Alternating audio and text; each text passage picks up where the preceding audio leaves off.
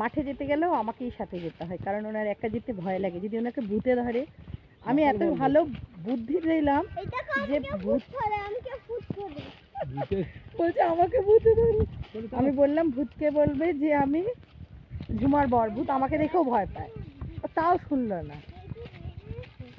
সে আমাকে এখন যেতেই হবে।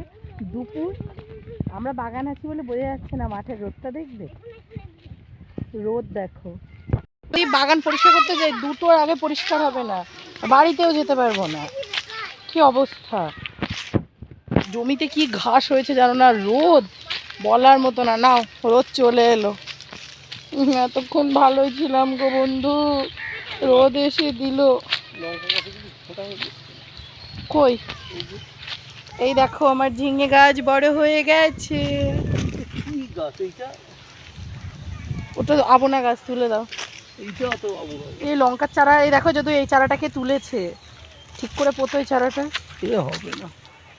এই দেখো লঙ্কার চারাগুলো কেমন মরে মরে যাচ্ছে, সব চারাগুলো কেন ডিজাইনে।